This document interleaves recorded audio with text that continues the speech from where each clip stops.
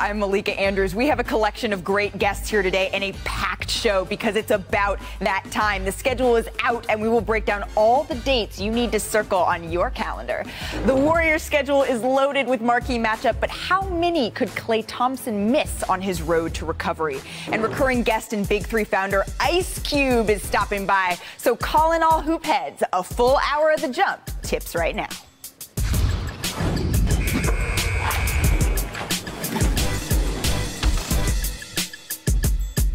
We'll have Woj, Richard Jefferson, Ramona Shelburne, Nick Friedel in a minute, but we start with the NBA schedule release. Opening week was released on Tuesday, but the first marquee NBA game is October 19th. Circle that date when the Bucks get their rings in Pfizer Forum on TMT and when they host the Nets in an epic rematch of that 7-game series. And we also learned of the Christmas Day games headlined by the Nets and Lakers in primetime on ABC. That's one of 5 games on Christmas, including Trae Young back in MSG, Luka versus Donovan Mitchell, the Celtics Bucks, Warriors Suns, and concluding with Luka versus Donovan Mitchell on ESPN.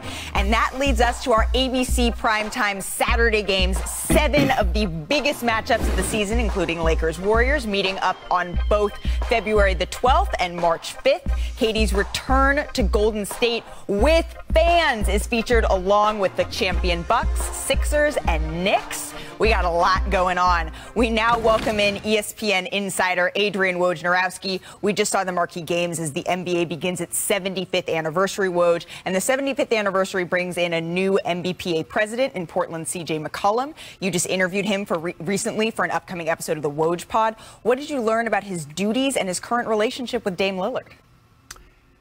Malika, listen, this is going to be, as CJ McCollum takes over for Chris Paul, there's a lot on the docket as the new president of the Players Association. There's an ongoing search to hire a new executive director to replace Michelle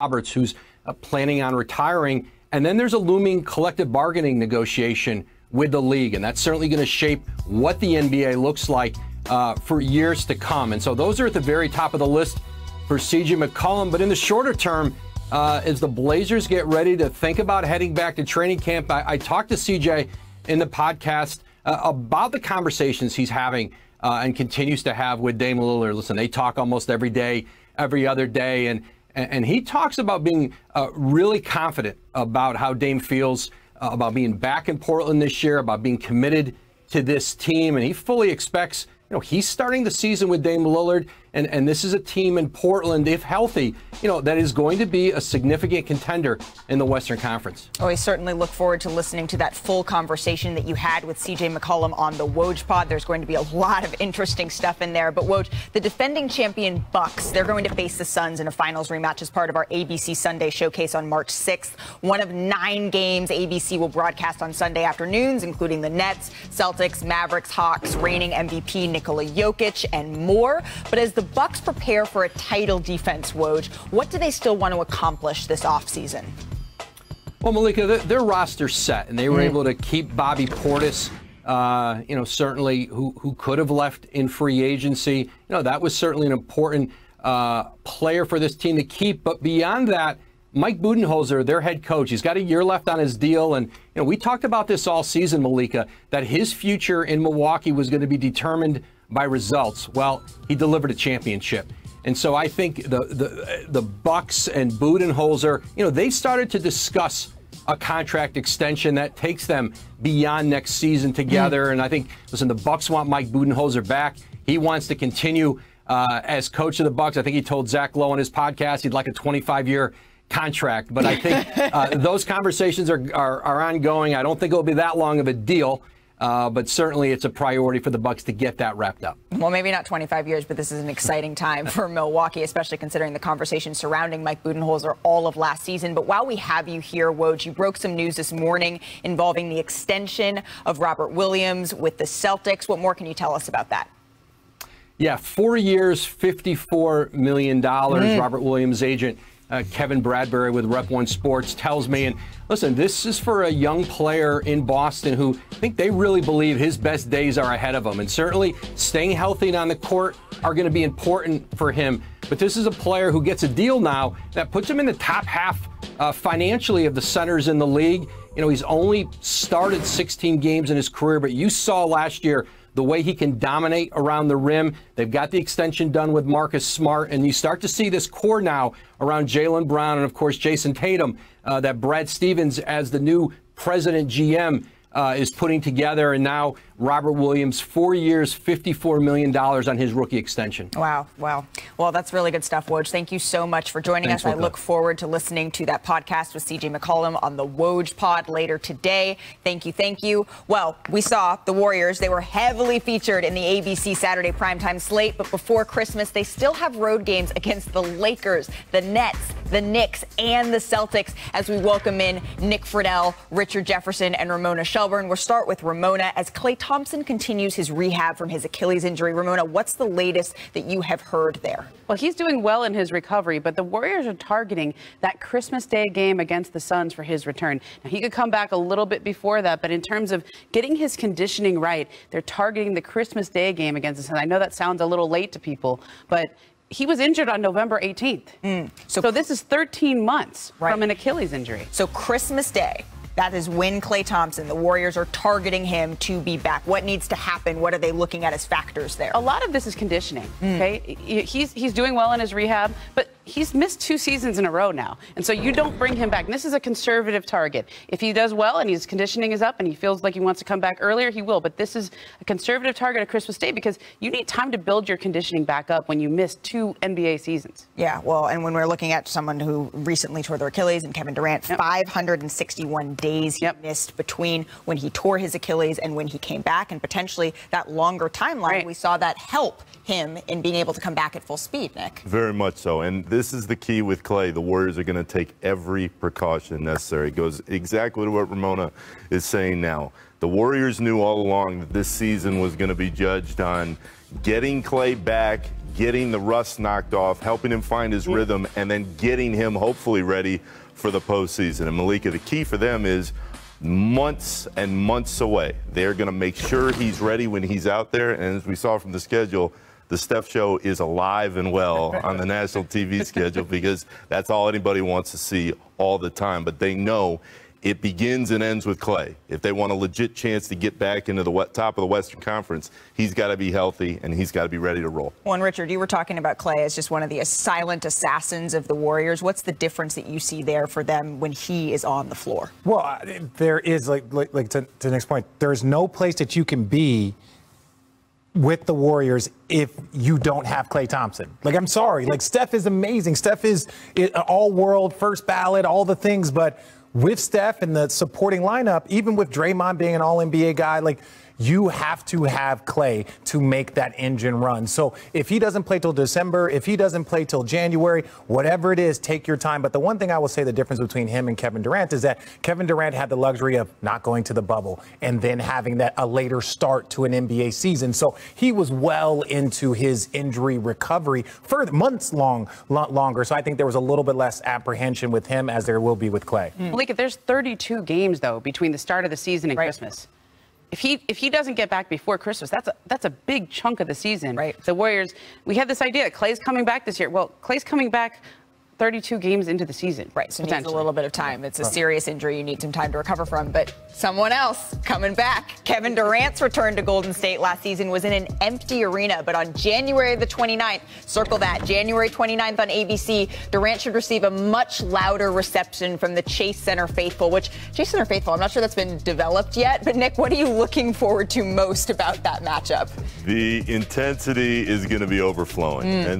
And they all respect and love Kevin for what he did. But guys, There was some acrimony in the way it ended, and I think that the fan base always wanted to love Kevin, but maybe not love him as much as. But this ain't the Oakland fan base. As I'm sitting here next to an Oakland person. This ain't the Oakland fan base. This is the San Francisco. This is the corporate fan base. Like, no disrespect, they pay a lot of money, but this ain't the same, gritty, like Oakland people that are coming for you. It's a different group, so I think it's a little bit less intense. It'll be distinguished hating on. Look, if there's going to be any cupcakes in the arena, I'm sure they'll be like very fancy. Oh, you're gonna charge $12 a piece for those cupcakes, baby. Like, you don't worry about going to Duke and like all of a sudden it's like, oh no, the crowd's intense. It's like, yeah, but it's Duke. Look, the Warriors have gone out of their way to make sure that Kevin Durant is embraced and his time with the franchise is celebrated. I remember we've all taken tours of the Chase Center, even though we haven't really been fans there that much, but they have him on the wall. Like, they are celebrating his time with the team. I know he's had some recent comments that you're calling out Steve Kerr, Bob Myers, but have you heard a peep from them? No response from the Warriors? There's a reason why. Yeah. There's a reason why. That's sort of who they are as an organization, right? That's sort of what I've heard, and their response is sort of like, I'm just sitting at my desk. This is this is what we're doing. This is not a Taylor Swift breakup song, okay? They're fine. But I would want to hear that if it was. Yeah, I know. If anybody could find something, it would be her. Well, we can have Nick go. You can go off and you can work on writing that. Thank you so much for joining us for a bit today, Nick, to talk about these Warriors. We appreciate that. I look forward to you reporting back with that homework. I'll be ready to roll. Giving us a few bars with that. But coming up, we'll delve into the Lakers schedule, plus what history LeBron and Carmelo Anthony could make among all-time scorers. But first, it's time for our distant replay from this date in the bubble in 2020 from the Finals MVP. Oh my gracious. Say it with your chest. Oh my gosh. See, we should have seen the 50 burger coming after that. No, there were some downs after this. There were some downs after this dunk that might have made us question it, but the poor Magic. He answered all questions. The poor Magic. Jalen Suggs is going to turn it all around, y'all. Finals rematch between the Hawks and the Bucks on TNT, and then the Jazz Lakers serves us as the nightcap on NBA TV.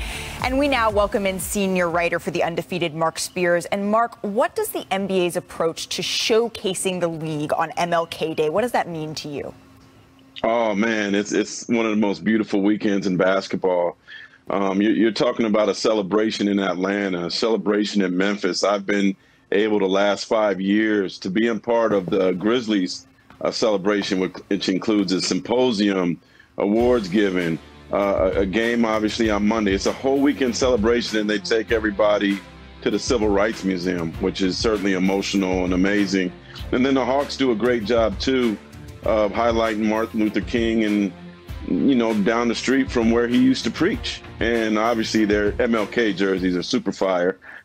People are buying them. So I implore anybody who hasn't been to one of these games in Memphis or Atlanta, and then they got good opponents this time around too, and their teams are good, to go to Memphis, go to Atlanta, and enjoy MLK weekend from an NBA standpoint. Well, and in order to understand where we're going, we have to understand where we've been, and that's such an important part of history in this country, Black history in this country. John Morant will be featured on MLK Day and will also go head-to-head with fellow 2019 draftee and former AAU teammate Zion Williamson 4 times, including March 8th on TNT, after Morant led Memphis into the postseason. Mark, how have you seen things between the Zion and Ja rivalry leading into year 3? It hasn't gotten off the ground because they're homies. They were AAU teammates. They're both from South Carolina. Yeah. When one of them has a good game, they tweet out, "Oh, did you see what my boy did?" And they haven't really played each other that much because of the pandemic and injuries. So, yeah, I think it's amazing that 2 South Carolina kids who've known each other since they were like pre-teens were 1 and 2 in the draft. But until they play in the postseason and look, they're trading jerseys. This ain't no rivalry. This is a brotherhood. This is a celebration. Unless they play in the postseason, I don't really see it become some dangerous rivalry, you know? Well, and John Morant's dad, T. Morant, whenever you ask him about his son's relationship with Zion, that's exactly what he'll say. He'll say, I watch Zion's games. I'm cheering him on. This is a family thing that's going on here. Exactly. But as Zion and Ja build their history to Lakers, they could move past some historical names on the all-time scoring list. LeBron needs to have just over 1,500 points to pass Karl Malone for second all-time in NBA scoring, and Carmelo Anthony is only 40 away from passing Moses Malone for fourth all-time. Mark, you covered these players extensively, even since before their rookie years. What do these potential milestones reveal about LeBron and Melo? Well, first it reveals their longevity, but I'm like, I'm happy for both of them. It's amazing to get into that top 10 tier, and LeBron certainly has a chance to be number one. But Malika, in 2003, if you told me these two guys were going to be teammates, I would have never guessed that. They were rivals. It was LeBron versus Melo. I still remember being at that game in Cleveland the first time they played, and Earl Boykin stole the show, and the Nuggets beat, Cavaliers. And there's a lot of talk about back then about Melo should have been Rookie of the Year, and it was supposed to be them. And then Melo's career started slow. LeBron skyrocketed. Dwayne Wade became that guy that was kind of the rival. Then Kevin Durant came there and did his thing and became LeBron's rival. So to see them now as teammates, it's just kind of strange, because in the beginning, it was built to be this Bird versus Magic thing that was going to last 20 years. And their careers are lasting 20 years, but now they're teammates, which I definitely wouldn't have guessed that in the beginning. Absolutely. It's been a lot of fun to sort of see that evolved. I really appreciate you stopping by, hanging out with us a little bit, Mark. I want to go to Ramona Shelburne. She has covered this a whole bunch. She covered all of these guys as we welcome in Dave McMenamin, our NBA reporter. But I do want to go to you first, Ramona. How have you seen that relationship evolve over the years? Well, what's fun about the Melo, how he's setting up here is the Lakers have had a chance to get Melo on their team a couple of times over the last few years. It's been brought up, it's been reported, and this is the year they finally did it. And you got the sense that it's because he proved that he can be exactly the kind of player they need on this team. I mean, in the past, there was questions, would he be willing to play a bench role? Would he be willing to be that elder statesman? He did that up in Portland. And to think that he's gone from being out of the league where people were I can't believe Melo's not in the league right now, to now being on a team that has a realistic shot at a championship. That's incredible. Absolutely. And we're seeing history sort of being written here, Dave. How do you see Russell Westbrook, him coming in with this Melo, LeBron, Russell Westbrook adding on top of that? How do you see that evolving? Well, I think just concentrating on Melo and LeBron for a second, both of them being in year 19, 36, 37 years old, they've redefined what a prime is considered to be in the NBA. It used to be like, anecdotally, you hit 27, you've been in the league 4 or 5 years, and then you can go 27 to 31. Yeah. Well, LeBron's prime's been the last 15 years. Now, Melo might be a little bit on the downturn, but it's remarkable in that sense, and then remarkable for the Lakers franchise sense. Look at that top 10 list. 7 out of 10 wore the purple and gold. So the Lakers franchise, they not only collect rings, but they collect kind of the superheroes of the game. They've at some point worn the Lakers uniform. Well, yeah, and when the Lakers call, you typically answer it. And to your point, Ramona, I said years ago when Carmelo was going through this, and when he finally signed with Portland, I said it, I was like, look, he's auditioning to be on a championship team. People didn't buy that. And look, I know there was clips, and I think that Carmelo deserved to be in the league that entire time. But understand, there's 450 players in the NBA. It's not the 450 best players in the world. There's players that fit roles. There's players that fit opportunities. There's tons of guys that don't have jobs, that will never have jobs, that are probably still 450 best. Isaiah Thomas, Jamal Crawford. If you were to list the players in the world, they would still crack those numbers. With Carmelo, he proved by, instead of saying, hey, look, these guys want me to come off the bench at his press conference in Oklahoma City during media day, to now he's like, I'm willing to accept any role. And once you change your mind frame to I'm willing to accept any role, now all of a sudden the Lakers are like, well, maybe he can come and fit a role here versus like, well, if Carmelo comes, now we got to deal with this and you got this situation. So I think he did a great job working the last 2 years to get to this point, to be in an opportunity to fight for a championship. Well, and that's what Carmelo was saying at his opening press conference, right? He said that I wasn't totally sure whether or not at different points it would have been the right time. But LeBron said now is the right time. He's changed his mindset. He's changed his mentality. He said, I'm willing to play a role. He's grown up a little bit, and it took some maturing and changing. But Ramona, thank you so much for joining us. I really, really appreciate it. Always love chatting with you. Remember, season single game tickets and memberships are now on sale across the NBA. So go to NBAtickets.com for more info. Thank you again to Ramona. And coming up, rapper, actor, filmmaker, Big 3 co-founder, and Lakers superfan Ice Cube is joining us next on The Jump.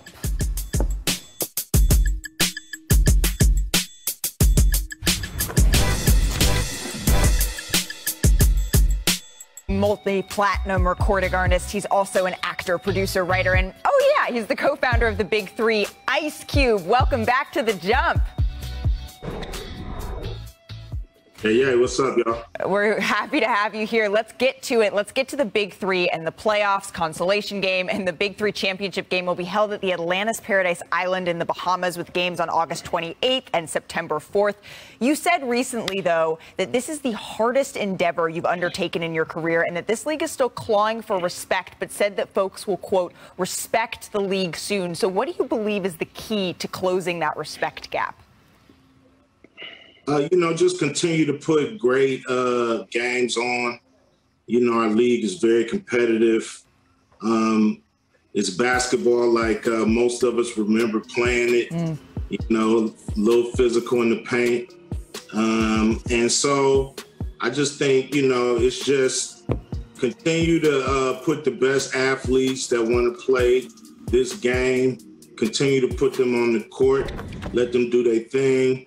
And, it's like you build it and they will come. And, so that's really what it's all about. I don't think anything else is, a factor. It's just keep doing what we're doing and do it better every year. You build it and they will come. I like that. The Big 3 has had coaches like Lisa Leslie, Nancy Lieberman. I'm curious, when do you believe that there will be a woman who is a head coach in the NBA? As soon as they catch up with the Big 3. Talk that. We the case study, so there's no reason to put 1,000 different studies on this. Just look at the success that Lisa Leslie, Nancy Lieberman having in our league, some of the best coaches in our league. Yeah. And the proof is in the pudding. So, they can look at what we're doing. And like I said, they can catch up whenever they're ready. Absolutely. Yeah, Q, man, first respect. I was at your first Big 3 game in Brooklyn, and you guys have grown a lot from them, so congratulations on that. But I got to bring you back to your Lakers. Westbrook's coming back home. You got Melo in uniform now. What is your expectation, and what do you think about all this hate about the age of the team? I don't think the Lakers are worried about that. There's nothing wrong with bringing in 2 hungry superstars into your organization. They still want those championships. I don't know if they've ever been closer to getting the championships than they have now. So they just got to do their thing. LeBron, Anthony Davis, they already proved they can do it.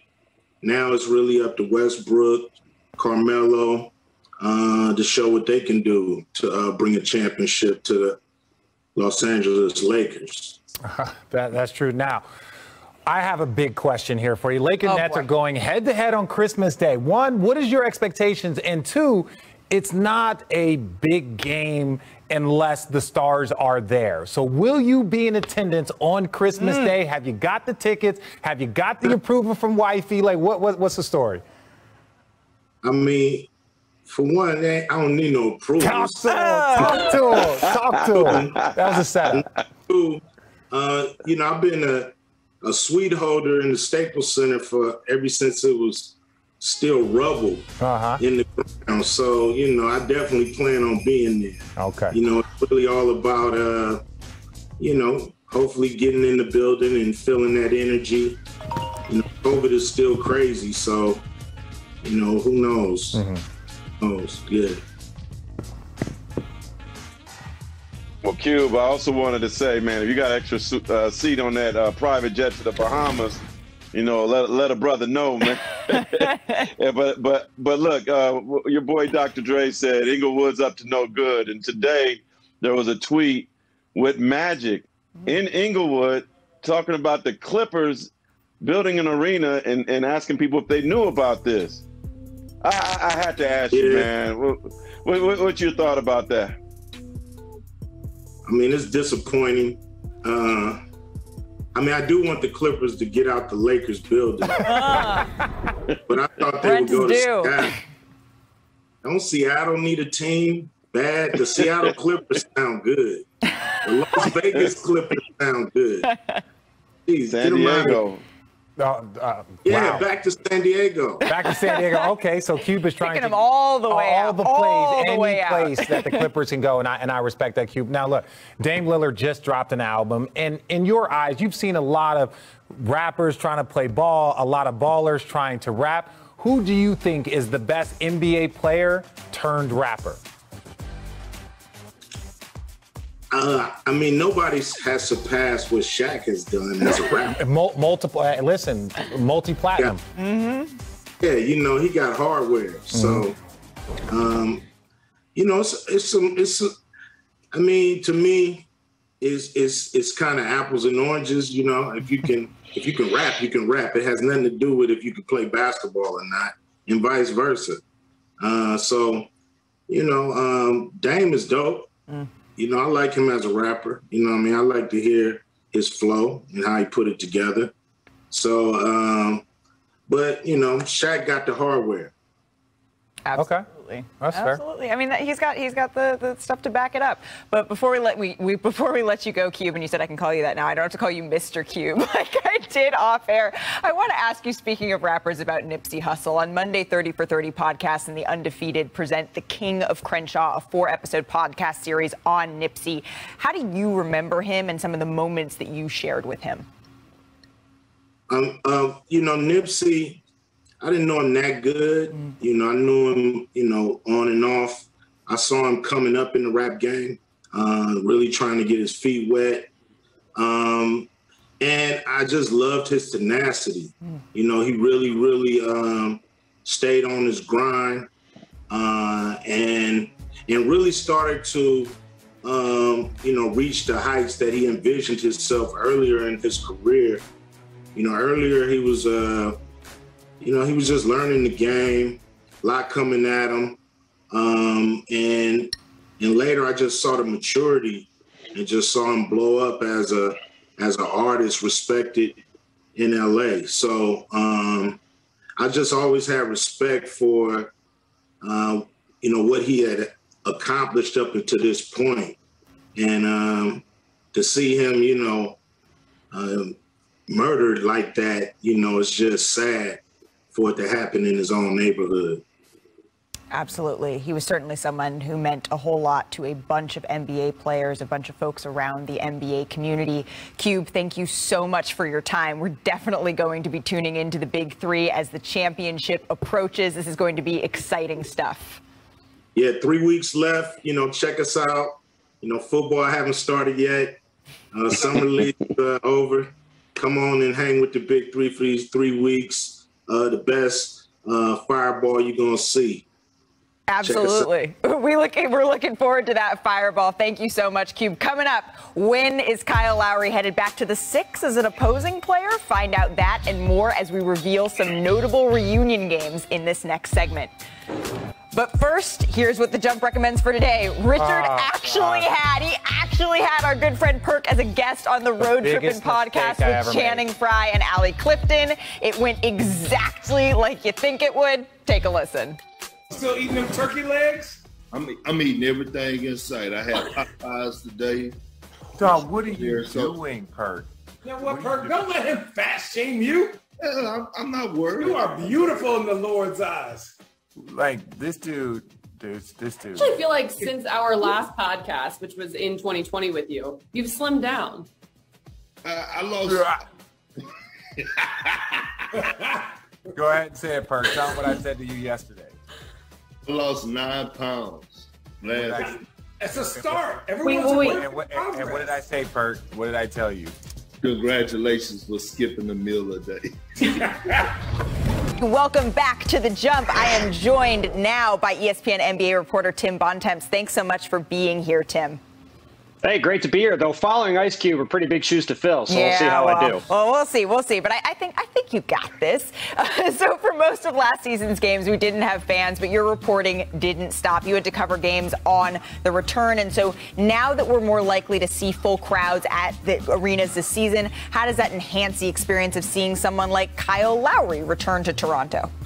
Well, yeah, Malika, I think it's really important that the NBA is getting fans back for all sorts of reasons, but this is probably the biggest one. You know, if Kyle Lowry had gone to the Miami Heat last offseason and had gone to play his first game, quote unquote, back in Toronto, in Tampa, with a few fans in the building, that would have been a real disappointment, right? Masai Ujiri earlier this week, you know, I think correctly said Kyle Lowry is the greatest Raptor of all time. Yeah. And for him to get a chance to go back to Toronto at Scotiabank Arena, where they haven't had games in over a year and a half now, to be able to celebrate that kind of moment with the fans there, I think is a really big deal. And, you know, there's going to be other situations like that around the league, too. Last year, the Boston Celtics were supposed to retire Kevin Garnett's jersey. They waited to do that because of the pandemic and the fact fans were going to be there. And they just announced a couple of minutes ago that they're going to have his jersey retirement ceremony on March 13th at Boston Garden on ABC, with the Boston Celtics facing the Dallas Mavericks, with his coach for the Brooklyn Nets, Jason Kidd, ironically, in the building for that game. So it's really great that we're going to be able to see moments like that celebrated with fans again. Because like you said, we were both at games last year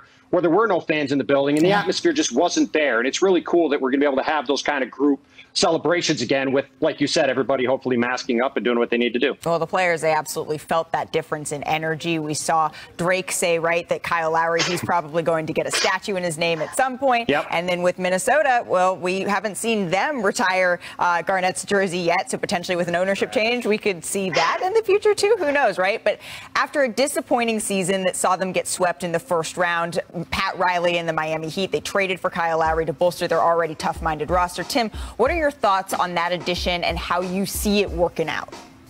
Well, Malika, this is like what we talked about yesterday when in that offseason survey, executives around the league thought that the Kyle Lowry move to Miami was the best one of the offseason. And it's just a perfect fit. You know, everybody I have talked to about Kyle, and you know him well like I do, he is a definitional Miami Heat player. He's a tough, hard-nosed, gritty guy, two-way player, is a really close friend of Jimmy Butler, which I think is important. He's going to walk in and immediately have Jimmy's respect and trust on the court, which is really important. And he just, I think, is going to make that team really go. You know, one guy who struggled a bit last year, Tyler Hero, after his really impressive play that we saw in the bubble. Yeah. I think guys like him and Duncan Robinson are also going to be really benefited by having a true point guard like Kyle Lowry, getting them the ball in the right spot. So I love the fit of Kyle in Miami. It feels like it's something that's been destined to happen.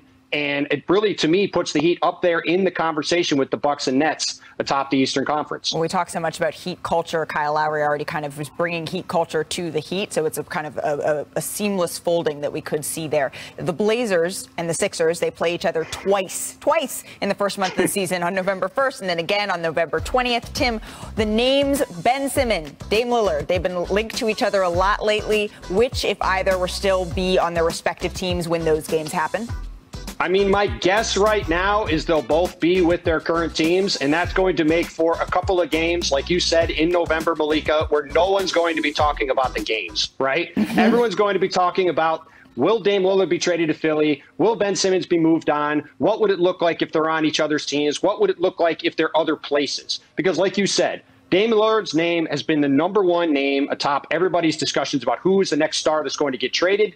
And after Ben Simmons whiffed on that dunk in particular in Game 7 of the Eastern Conference semifinals against the Atlanta Hawks, his future in Philly has been in doubt ever since then, right? So they have been talked about on and on and on as we've gone through this offseason. And if they're still playing for their teams in those games, you better believe it that all anybody's going to be focused on is where their next teams are going to be in those matchups. There's going to be very little talk about what those two teams are doing on the court. Absolutely. We did hear Adrian Wojnarowski share that C.J. McCollum, Dame Lillard's teammate, joined him on the Woj pod. That's coming out today. And C.J. McCollum said that he sort of expects to be teammates with Damian Lillard, at least to start this season, and they're in constant communication. Tim, thank you so much for joining us. Really appreciate the time.